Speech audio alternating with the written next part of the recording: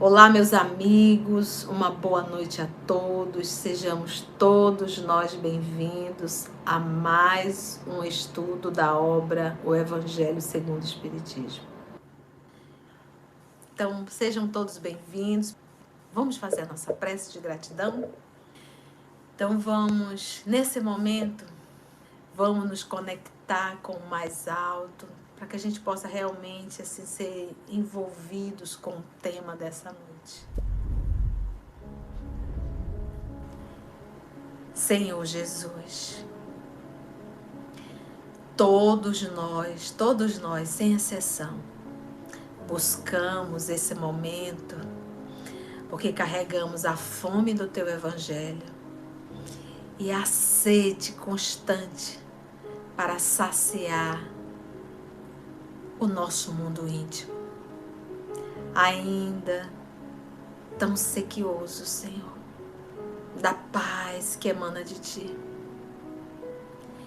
Para nós é uma alegria muito grande, Senhor, ter esse oásis aqui, em que nós podemos nos abastecer, nos fortalecer na fé, aprender um tanto mais, para que possamos ter mais discernimento na nossa vida, no nosso cotidiano.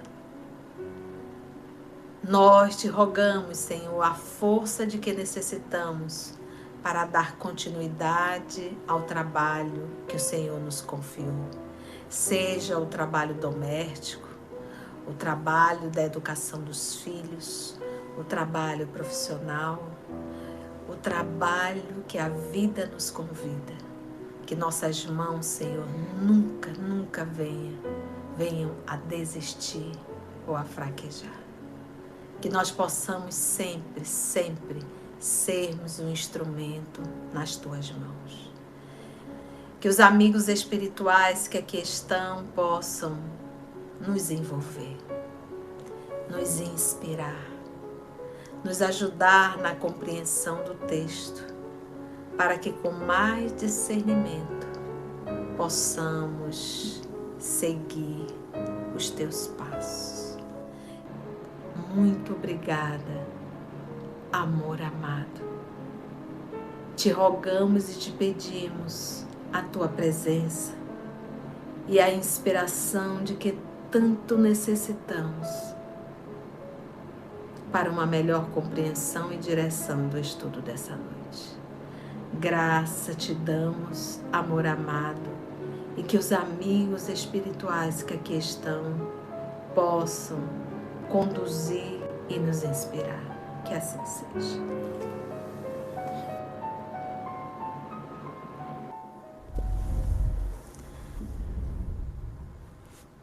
Então, nós estamos naquelas citações de Sócrates em que o professor Allan Kardec faz o comentário, tá? Hoje nós vamos iniciar o 15, resumo da doutrina de Sócrates e Platão, tá? Eu estou com a tradução de Evandro Noleto, tá? Da Federação Espírita Brasileira. Vamos lá, então? Que o nosso Senhor Jesus nos conduza. Fala de Sócrates, comentário do professor Allan Kardec.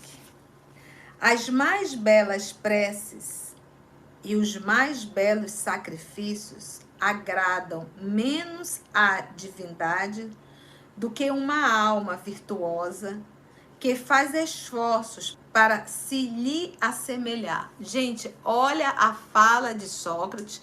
Quando a tia fala em Sócrates, nós estamos falando em 500 anos antes de Jesus Cristo.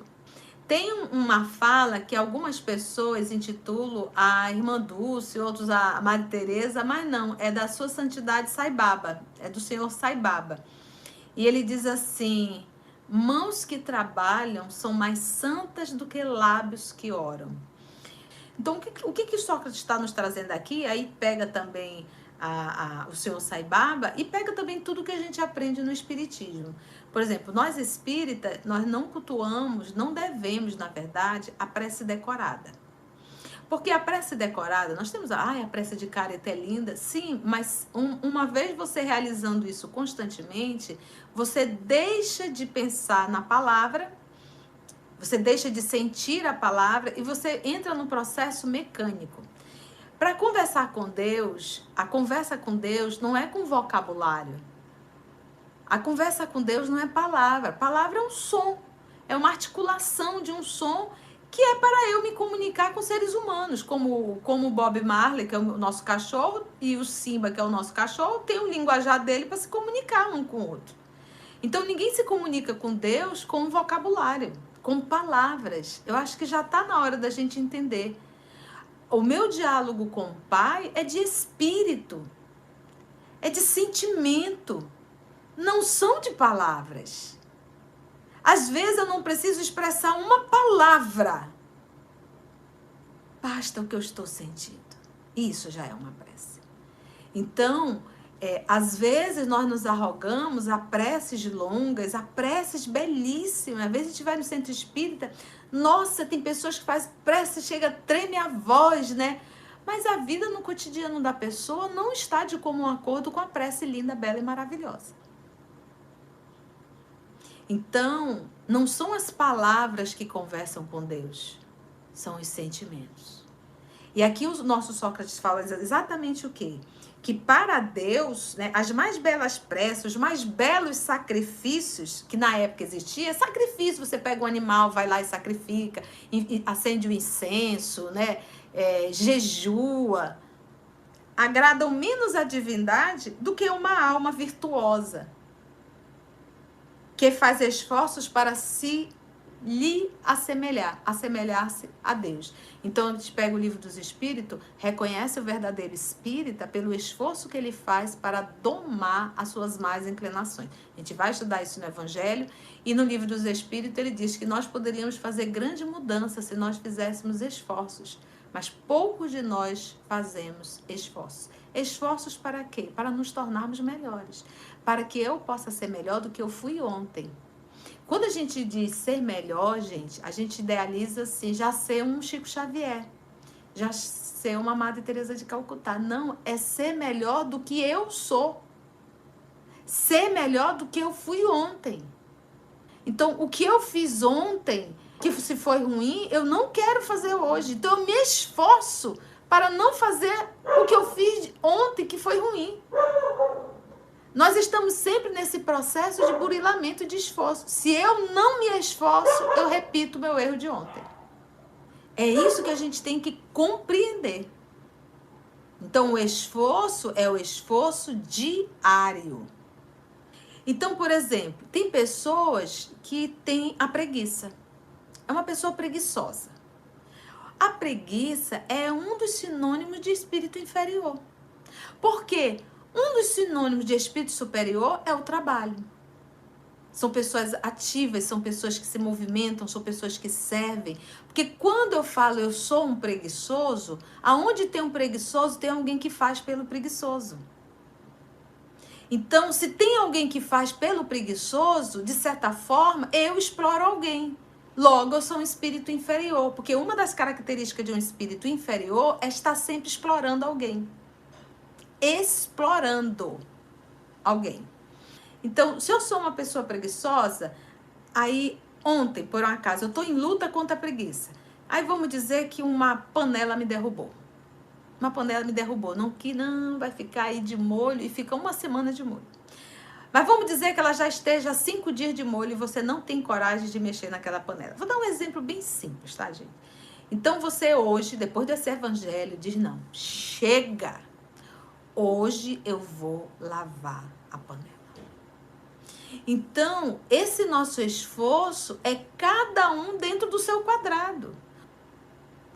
Toda vez que eu olho para algo, para uma situação, que eu digo, nossa, como é difícil eu fazer isso, como é difícil eu superar isso, isso já está me dizendo que esse comportamento, ele já está em mim há milênios, e eu ainda não quis enfrentá-lo. Entendeste? Eu não quis enfrentá-lo. A gente não conversa com Deus com vocabulário humano.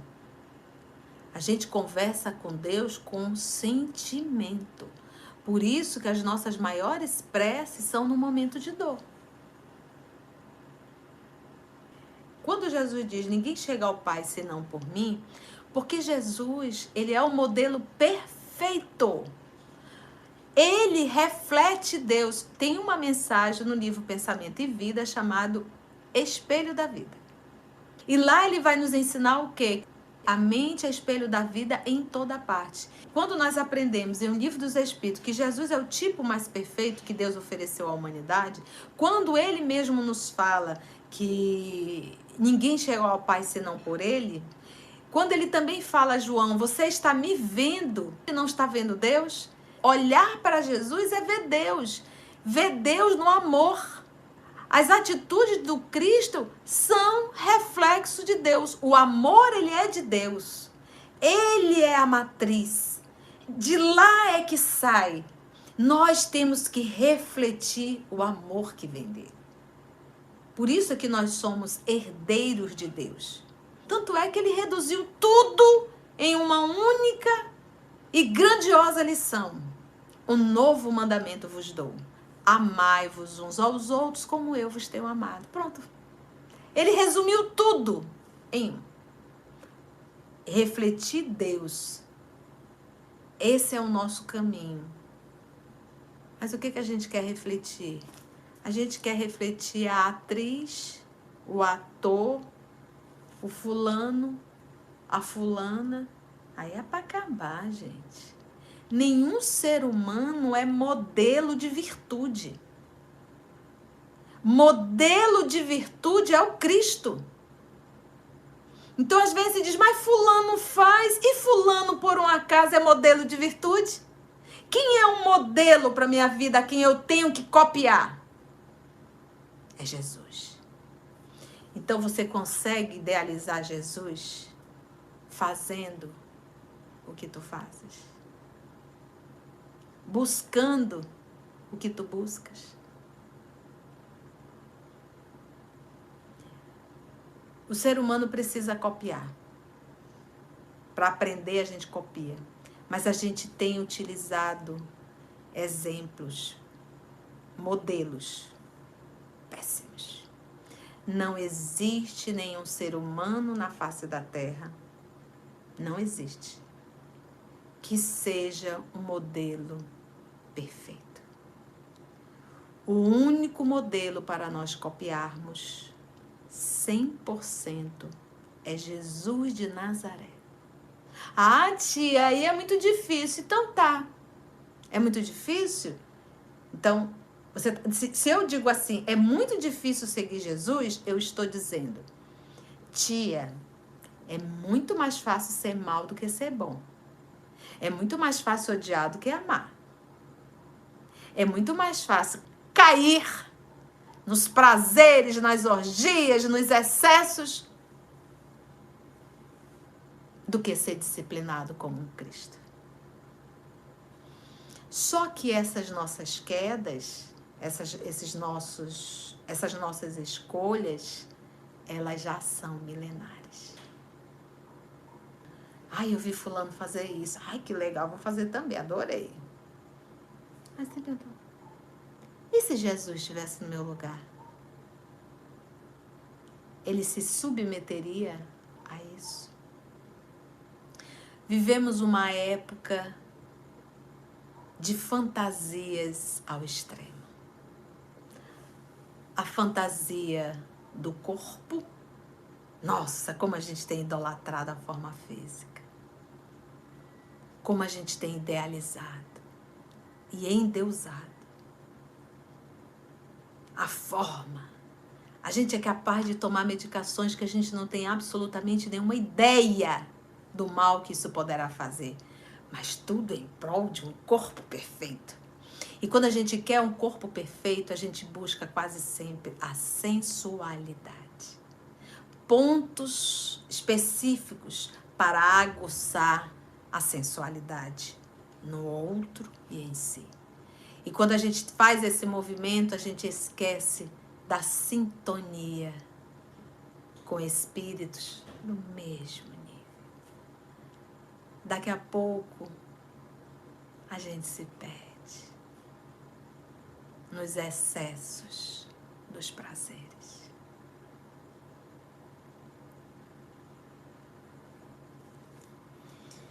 Continua Sócrates. Seria grave se os deuses, nós estamos falando 500 antes de Cristo, politeísmo. Seria grave se os deuses dispensassem mais atenção a essas oferendas do que a nossa alma. Dessa maneira, os maiores culpados poderiam conquistar os seus favores. Porque imagina, se os deuses olhassem muito mais para as nossas ofertas, oferendas, do que para a nossa alma, uma pessoa perversa poderia ter dinheiro, fazer as oferendas e receber as bênçãos de Deus, dos deuses. Olha como Sócrates pensa na época. Então imagina hoje, a gente acha o quê? Que o fato de irmos ao centro espírita, de irmos à igreja ou um centro religioso, isso já garante tudo? Será que a gente acha que o fato de irmos à igreja, darmos o nosso dízimo, né, se for o caso, ou nós irmos à instituição espírita, participarmos de várias atividades dentro do centro espírita, isso já garante tudo? Não, meus irmãos, porque nós temos irmãos espíritas que são trabalhadores, mas que na vida em família, na vida profissional, na vida cotidiana, são verdadeiros demônios. Desculpa da palavra. E são trabalhadores espíritas. Mas são trabalhadores espíritas que arrumam fofoca, que se acha dono do espaço, que arruma intriga, que tem inveja, que fofoca dentro do centro espírita. Então hoje Sócrates poderia dizer: achas acaso que só o fato de ir à instituição espírita, isso já te garante que Deus irá atender os teus pedidos? Ou será que Deus estará em perfeita harmonia, vamos dizer assim, você estará em perfeita harmonia com Deus quando verdadeiramente você for uma alma nobre? E a instituição espírita, estar aqui estudando, isso nos dá recurso para nos tornarmos pessoas melhores. Mas o fato de eu saber, isso não me garante. O que me garante é eu saber e fazer. Quando eu sei, é recurso. Quando eu faço, é conquista. É uma conquista. Não vamos fingir evangelho, gente. Fingir cara boazinha. Não cabe isso. A gente fingir que é espírita. Sejamos nós autênticos em qualquer lugar. A pergunta é: o que nós vamos estar exteriorizando? Será que nós arrumamos uma personalidade para cada local? Dentro do centro espírita a gente é de um jeito, na vida profissional a gente é do outro, na vida no trânsito a gente é do outro. Que loucura que a gente está fazendo. Daqui a pouco a gente vai surtar. O templo de Deus é o universo, não é a instituição. Dessa maneira, os maiores culpados, as piores pessoas, poderiam conquistar os favores dos deuses. Porque bastaria dar as oferendas? Mas não. Só os verdadeiramente justos e retos, por suas palavras e atos, cumprem seus deveres para com os deuses e para com os homens. Olha a fala de Sócrates, 500 antes de Jesus Cristo. Lembrando que Sócrates é um enviado, é um missionário. Vamos para o 16. Chama um homem vicioso a esse amante vulgar, comum, que ama o corpo mais do que a alma. Acabamos de falar. Tia, como é que eu posso saber se eu amo mais o corpo do que a alma? É só você colocar no papel o tempo que tu gastas cuidando do corpo e o tempo que tu aplica em aprimorar a alma.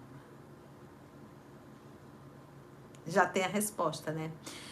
Olha, às vezes nós vamos de segunda a sexta em uma academia. Ou um esporte, faz, né? Qualquer coisa, luta, seja o que for. E passa ali 1 hora e meia. Segunda, terça, quarta, quinta, sexta e às vezes até sábado. A gente consegue arrumar tempo para isso. E para a alma? Quantos de nós levantamos pela manhã nas carreiras sem elevar o pensamento em uma oração a Deus? Quantos? E é capaz de sair correndo para ir para a academia. Quantos de nós não somos neuróticos com a alimentação? Não pode isso, não pode aquilo, come isso, aqui tem que ser feito assim, tem que ser feito assim, tem que ser assim. E não nos preocupamos com o que falamos, com o que sai da boca. Quantos de nós paramos para fazer uma meditação ao decorrer do dia? Quantos de nós, quanto tempo dedicamos ao estudo espírita? Quanto nós dedicamos ao esforço diário para nos tornarmos pessoas melhores? Ou todos os dias a gente é aquela mesma pessoa de sempre? Chama um homem vicioso a esse amante comum. Amante comum, por quê? Porque a grande maioria é assim. São poucos atletas da alma. Nós temos muitos atletas do corpo, mas da alma? Quem é que quer fazer um supino, um esforço, uma esteira na alma? Quem que quer se esforçar para se tornar um ser humano melhor? Quem que quer se esforçar para calar a boca? Quem que quer se esforçar para fazer mesmo sem querer fazer? Quem que quer exercitar a alma? O amor está por toda parte na natureza, convidando-nos ao exercício da nossa inteligência. O amor está por toda parte da natureza. Meus irmãos, 5 horas da manhã, o sol chegando e todos os pássaros se levantam, voam e vêm para cada canto desse universo, desse planeta, para cantar. Ele desperta os homens cantando. Me fala, quem planejou isso? Se não é um ato de extremo amor? E o vento? Aquele vento gostoso, que parece um beijo de Deus. É amor. Tudo em a natureza. Quem pensou foi Deus. Quando a gente diz foi Deus, porque todos aqueles envolvidos refletiam Deus. Tudo é amor.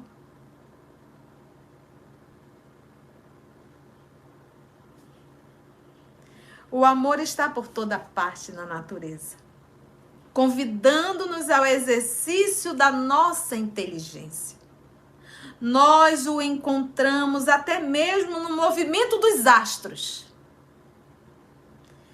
É o amor que enfeita a natureza com os seus ricos tapetes.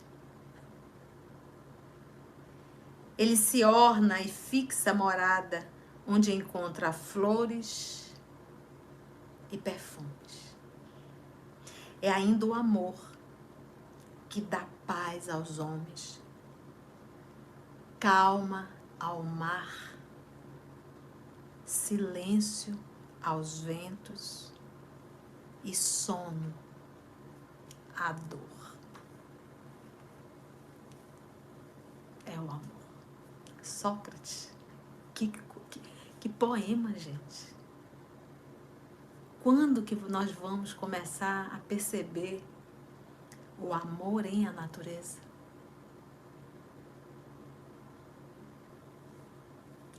Comenta o professor Allan Kardec. O amor que há de unir os homens por um laço fraternal é uma consequência dessa teoria de Platão sobre o amor universal, como lei da natureza. Tendo dito Sócrates que, abre aspas, o amor não é nenhum Deus, nenhum mortal, mas um grande demônio. E a gente já estudou o que é o demônio. Daimon, mais um grande espírito. Isto é, um grande espírito que preside ao amor universal. Essa proposição lhe foi imputada como crime. A fala de Sócrates foi colocada como um crime. Nós temos ainda faíscas do amor.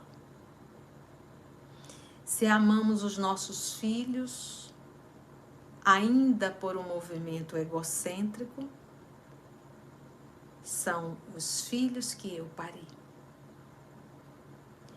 E que devemos amar, devemos cuidar. Sim, devemos. Mas nós somos movidos ainda pelo instinto. O amor, ele não é algo que eu sinto especificamente por 1, 2, 3, 4 pessoas. O amor, ele não é algo direcionado. Isso é treino. O amor, ele é uma fonte que jorra em mim. Quando eu passo a refletir Deus, a única condição, a minha condição é de amar. Qualquer ser humano, e eu estou em posse, é o reino de Deus em mim. O reino do homem, o reino de Deus em mim é o amor. Quando isso tiver nascido dentro de mim, eu tenho um sol enorme dentro de mim. Acabou a escuridão, acabou a miséria moral, acabou. Eu estou no paraíso. Eu estou no reino de Deus. Eu estou iluminado. Fazei brilhar a vossa luz. Qualquer ser humano que se aproximar será beneficiado desse amor. E ele nunca acaba. O amor não acaba. Olha, nós terrícolas dissemos assim, eu amava, mas acabou o amor. Não acabou, minha filha. Não era amor. O que acabou foi o interesse. Só isso. O interesse acaba. Amor não. E o amor...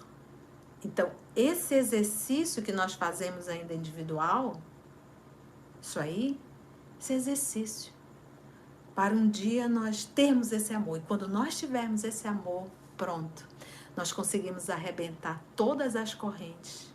E hoje nós somos pessoas livres. Então, não existe mais... eu estou sofrendo por causa de fulano, por causa de Beltrano. Eu estou sofrendo porque fulano, Beltrano me deixou, porque cicrano me traiu, porque... Acabou. Porque quando eu digo eu estou sofrendo porque fulano isso, fulano aquilo, Beltrano isso, Beltrano aquilo, é esse sentimento de troca. E esse sentimento de troca, ele me aprisiona. Esse amor que ilumina, que Jesus está nos convidando há mais de 2000 anos atrás, esse amor liberta. Porque eu não dependo de pessoas para me planificar. Eu já estou em Deus. Logo eu me planifico. Gente, parece assim uma filosofia, mas eu tenho certeza que vocês estão entendendo. Para que a gente possa começar a refletir no que nós falamos e no que nós sentimos e no que nós fazemos. Certo?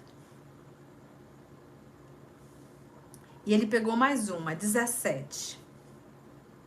Sócrates. A virtude não pode ser ensinada. Vem por dom de Deus aos que a possuem. Vamos pegar o comentário do professor Allan Kardec. É quase a doutrina cristã sobre a graça, mas se a virtude é um dom de Deus, comenta Kardec, é um favor. E então, pode perguntar-se por que não é concedida a todos. Por outro lado, se é um dom, não há mérito para aquele que a possui. O Espiritismo é mais explícito. Nessa fala de Sócrates, o Espiritismo é mais explícito, dizendo que aquele que possui virtude a adquiriu por seus esforços, em existências sucessivas, despojando-se pouco a pouco de suas imperfeições. A graça é a força que Deus concede a todo homem de boa vontade para se livrar do mal e fazer o bem. Quando ele fala de virtude, vamos pegar o livro Renúncia. Você já leu Renúncia? Você não leu Renúncia? Ah, como pode? Leia. Aproveita que está também no canal, o estudo minucioso. Se você é ansioso, gosta de ler, quer ler, leia. Pode ler, leia. Agora, se você quiser estudar com comentários, aí você vai no canal.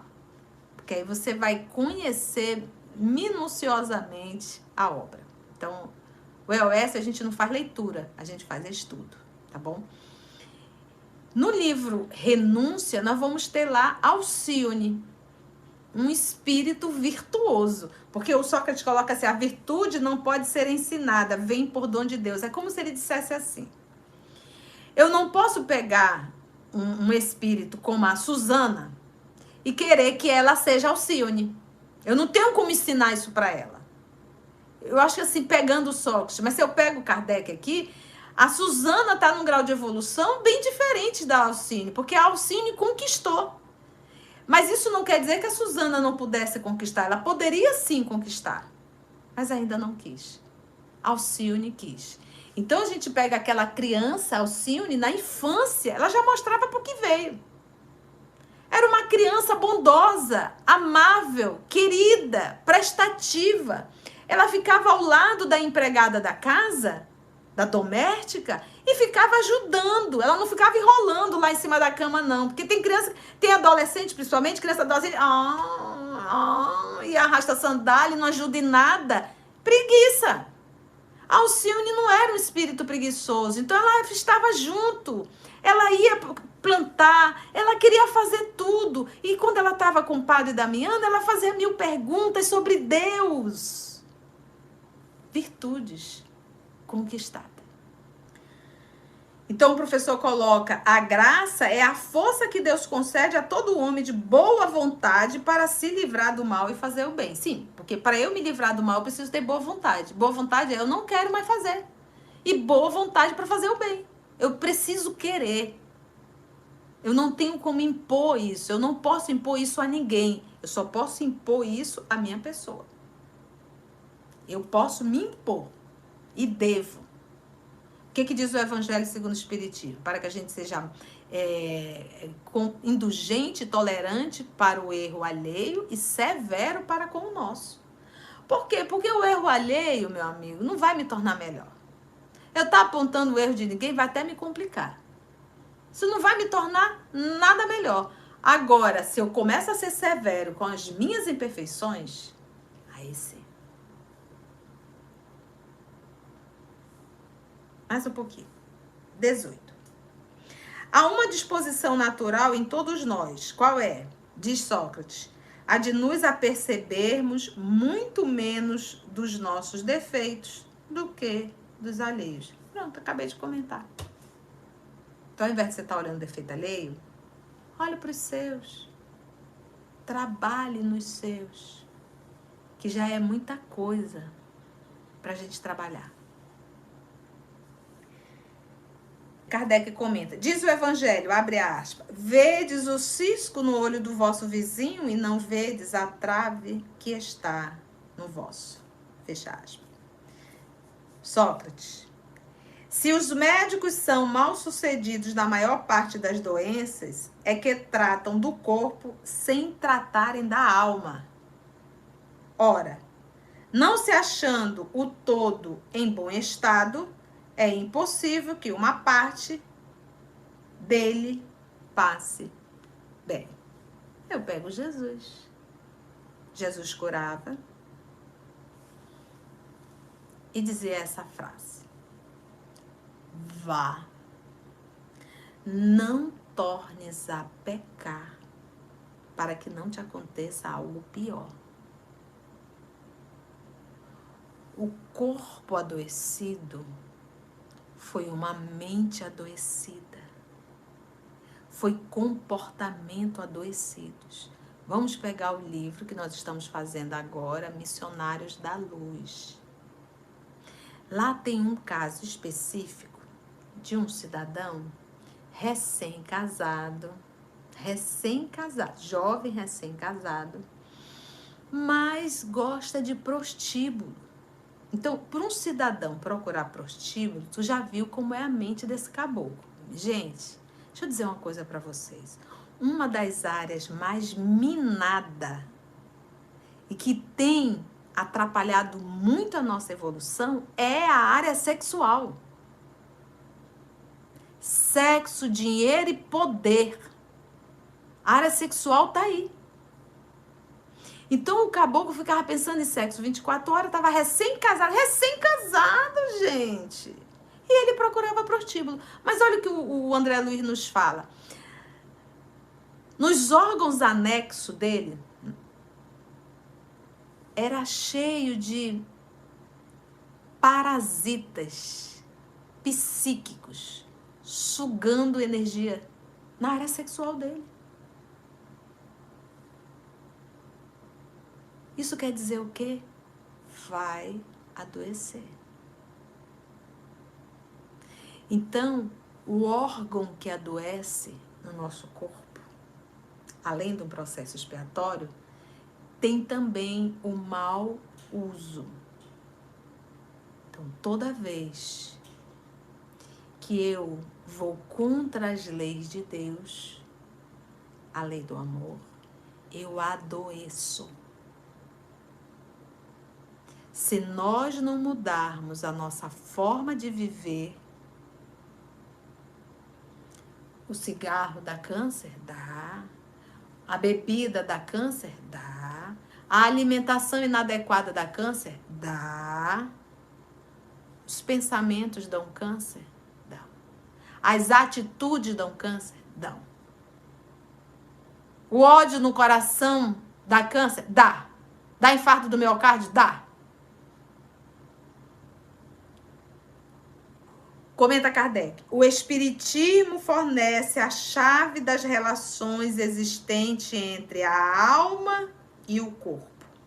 E prova que um reage incessantemente sobre o outro. A alma reage sobre o corpo e o corpo reage sobre a alma. Abre, vírgula, assim, vírgula, um novo caminho à ciência. Ao lhe mostrar a verdadeira causa de certas afecções, faculta-lhe os meios de as combater. Quando levar em conta a ação do elemento espiritual na economia, a ciência fracassará menos. Quando a ciência começar a entender que nós somos um ser trino, espírito, perispírito e matéria. Quando a ciência começar a entender que o pensamento, a mente atua sobre o corpo, gente, para tudo.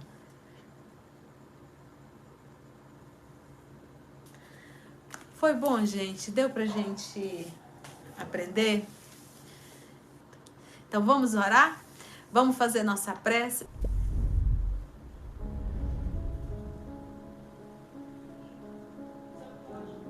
Como é bom, Senhor, termos essa oportunidade de estarmos juntos, reunidos em Teu nome, para mais uma vez aprendermos juntos, estudarmos juntos. E que tudo aquilo, Senhor, tudo que nós aprendemos essa noite, que possamos refletir e que possamos nos esforçarmos, Senhor, para colocarmos em prática. Obrigado, amor amado. Abençoa-nos.